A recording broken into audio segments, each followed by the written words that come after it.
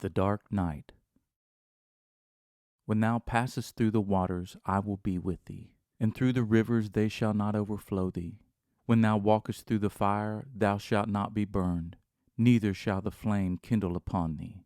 Isaiah 43:2, King James Version.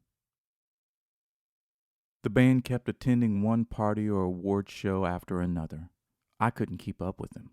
There was one small gathering that was thrown in the basement of an upscale restaurant in Nashville called Mare Bull's. The band, our crew, management, and record label executives were there.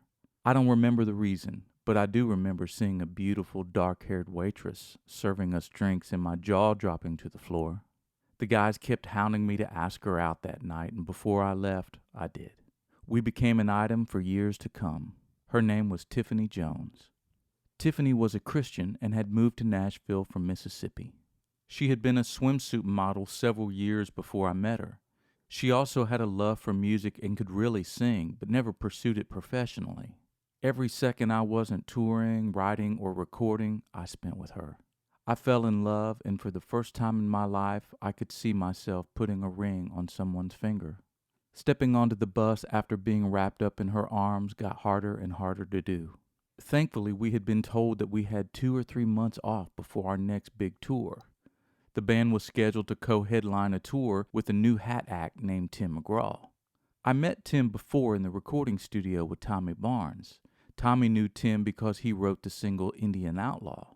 I remember hanging out with Tim and thinking, bless your heart, you have no idea how hard it's going to be to make it in this crazy business.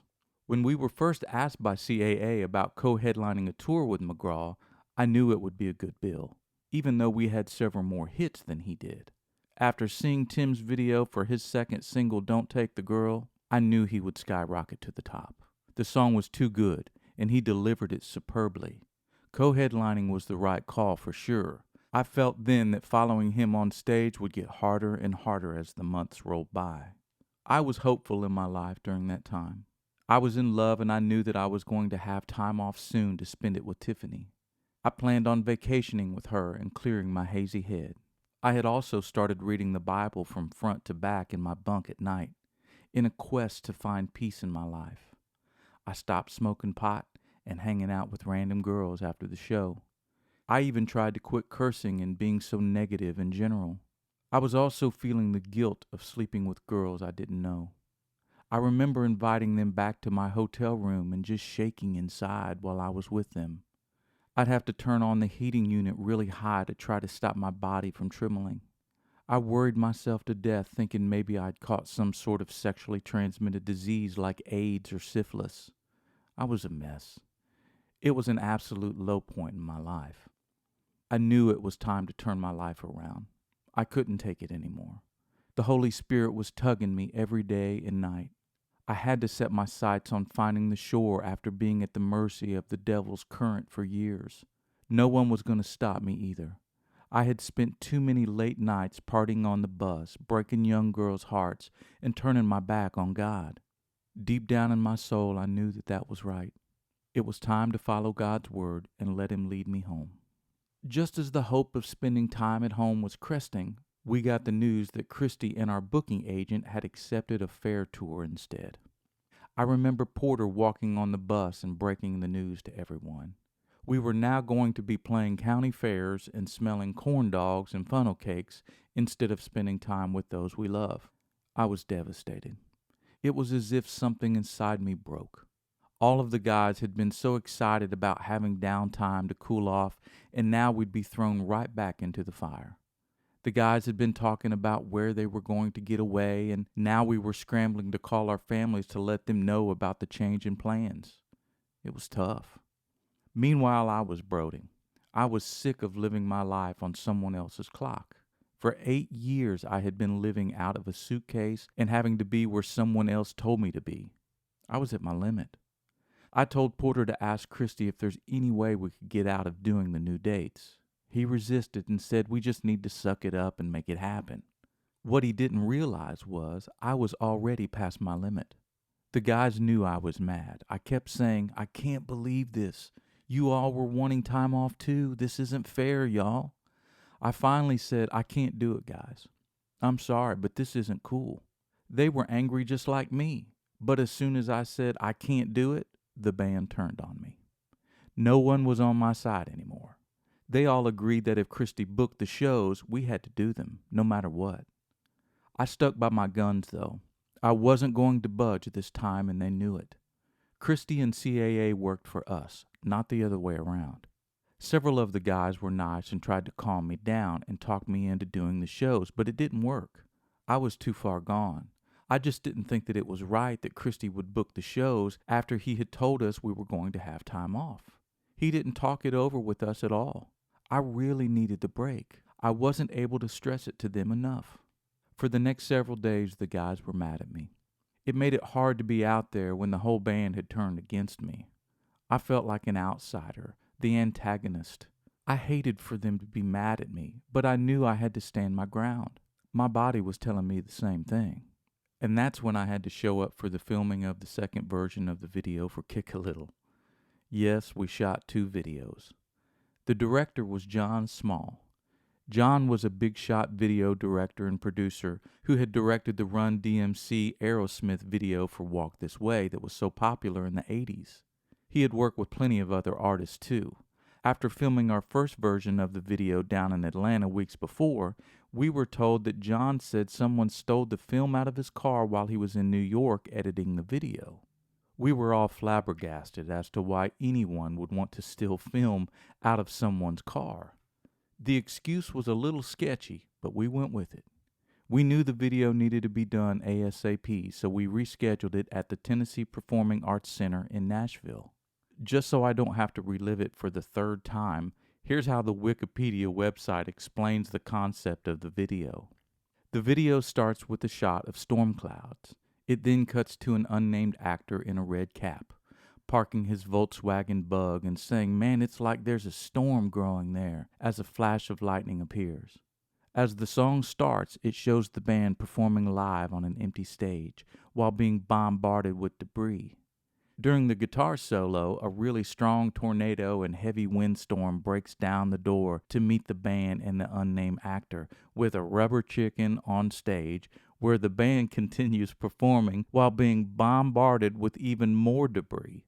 As the song ends, another unnamed actor says, "Man, that Texas Twister show can kick," as debris got blown up in the air from him kicking his foot, which then goes into a reprise of the song's guitar riff. The making of that version was excruciating for me. I barely talked to the guys. They didn't talk to me either. I remember sitting out in the theater seats with Christy telling him my side of the story. It didn't matter what I said. He had already started signing contracts for the fair dates. I was between a rock and a hard place. I didn't know what to do, and I started to freak out. 1994 proved to be the best and worst year ever for Little Texas. The best part was we had 3 songs on the Billboard Country chart at the same time with 3 different singers. O'Brien fronted the band on Peaceful Easy Feelin', I was singing My Love, and we had just released Kick a Little with Tim singing lead. That had never happened before in country music, and might not ever happen again. The worst part was about to come. I would leave the band. I remember exactly how the beginning of the end happened. The band had played the Grand Ole Opry, and we were backstage meeting some fans when I felt like the walls were closing in. I had never fainted in my life, but I felt like I might. I started to sweat heavily. I thought that I was going to throw up. I excused myself from the meet and greet line and went over to Tiffany and said, "Something's wrong. Let's go. And can you drive?" I let the guys know I was leaving, and off we went. The 30-minute drive felt like 2 hours. I crawled up like a ball in the seat, extremely nauseated. When we arrived back at the house, she helped me to the bedroom, but I couldn't make it to the bed.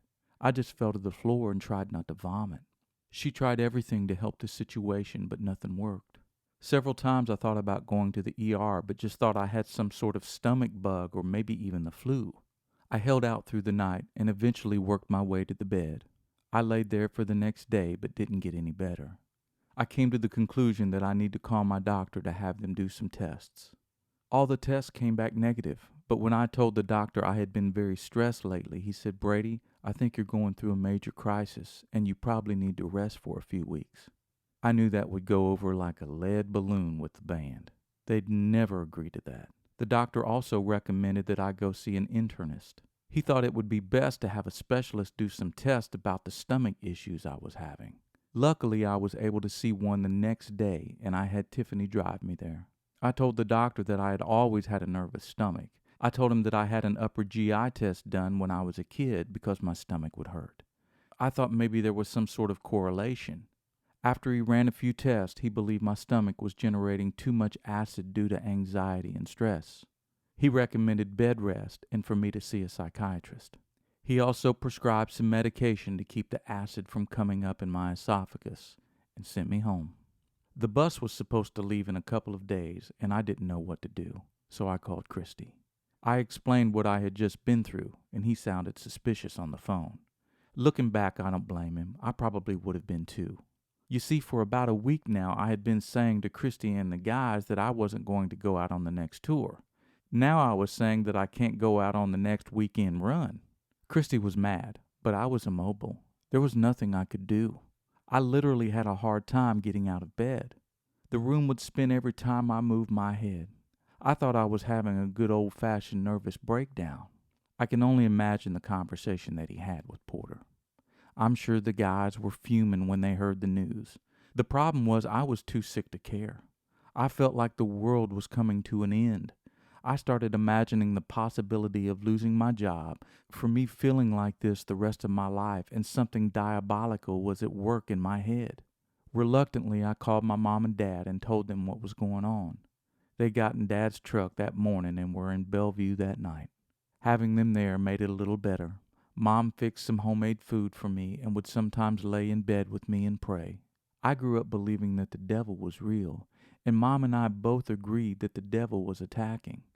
I had told her that I had been reading the Bible and trying to live a better life, and she wholeheartedly thought Satan was trying his best to torment me with fear. Meanwhile, the guys went out on the run without me. They just told the fans that I had a stomach issue and I'd be back soon. I think they played 2 weeks' worth of shows without me singing and playing keyboards. Back at home, I wasn't any better. I didn't want to, but I went to see a psychiatrist. He listened to my whole story for 2 hours and diagnosed me as having a panic disorder and depression. I was like, I have what? I had never heard of a panic disorder up to that point in my life, and I had never considered myself depressed. I had always been a worrier throughout my life about little things like germs, and I had a nervous stomach as a teenager, but never imagined a panic disorder or depression. I had also been an outgoing and confident kid. This diagnosis was hard for me to swallow, but I had to go with what the doctor claimed. He prescribed the antidepressant Prozac. That week after taking the medicine he prescribed was one of the hardest weeks ever. Prozac had major side effects on me. My body would randomly twitch to the point where I'd spill a glass of water. My neck would twitch too, and it scared me to no end. I felt like I was dying. I also couldn't sleep. I'd stay up all hours of the night trying to watch TV and pray. My mom suggested that I have my pastor from Ohio come down and pray for me, and I had no objections. I'd do anything at this stage to stop the madness. To this day, I'm thankful for John Carter Jr. and my brother Greg for coming down just to pray for me. I could feel the Holy Spirit that day, and it comforted me. They too believed that I was going through a spiritual warfare and gave me some verses in the Bible to refer to when I started feeling down or fearful.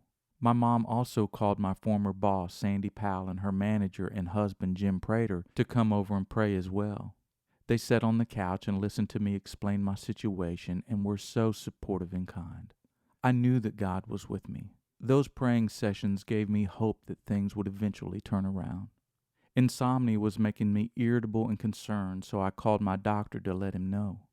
I also let him know about the sporadic twitching. He prescribed Elavil for me to take at night. He said it would relax me and make me sleepy. He also advised that if the twitching didn't stop in the next 5 days to call him and he'd prescribe something different. It never stopped. In fact, it got worse. However, the Elavil did seem to work and I was able to get 5 or 6 hours of sleep at night. The Prozac wasn't working for me. I was terribly nauseated. I'd spend hours on the floor of the bathroom feeling dizzy and sweaty. Time seemed to drag on during that month. I read the Bible every chance I could and would only watch positive stuff on TV. I was down, though, really down. I remember one day sitting on the side of the bed when no one was around and thinking maybe I should just end it all. I had a 9mm handgun in my nightstand, and for a moment I thought about taking my life. I felt like such a hindrance to everyone. I didn't want to be looked at as weak and pathetic anymore. I couldn't stand what I had become. But as soon as the thought came to me, it was gone. I knew that suicide wasn't the answer. God was with me in that moment and brought me clarity when I needed it the most. I had reached the bottom, and I knew deep inside that things were going to get better from that moment on. I had grown so weary, and I had lost a lot of weight from not being able to eat. I just wanted God to take me out of this nightmare. I had heard from a friend or family member about a poem from the 16th century written by a Spanish monk named Saint John of the Cross. His writings were supposedly about the soul's journey from the distractions and entanglements of the world to the perfect peace and harmony of God. According to the poet, the dark night of the soul is synonymous with traveling the narrow way that Jesus spoke of in the Bible in Matthew 7:13 through 14, King James Version. Enter ye in at the strait gate, for wide is the gate and broad is the way that leadeth to destruction, and many there be which go in thereat. Because strait is the gate, and narrow is the way, which leadeth unto life, and few there be that find it. I found the poem so incredibly comforting to know that I wasn't the only one going through a hopeless time of my life. The narrow way wasn't the easiest way, but it was the right way. It also made me realize that through the ages, people have been going through the same kind of depression and suffering as me. The monk wrote that the experience was about testing. The journeyman or woman goes through agony, confusion, fear, and uncertainty, including doubts of God. But on the other side is union with God, and you feel God's glory and serenity. Why do we suffer? Job was the biblical guy that I most felt a connection with during my dark night of the soul. I had read his story in the Bible when I was a kid, but after what I went through, I had a deeper appreciation of his dreadful account. It also made me ask a lot of questions, though. Questions like, why do people suffer? And where is God in the suffering? The book of Job begins by describing him as a just and righteous man. But Satan comes before the Lord, and God allows him to test Job. Unthinkable misfortune befalls Job, and his faithfulness is gauged by 3 different conversations with his friends and family.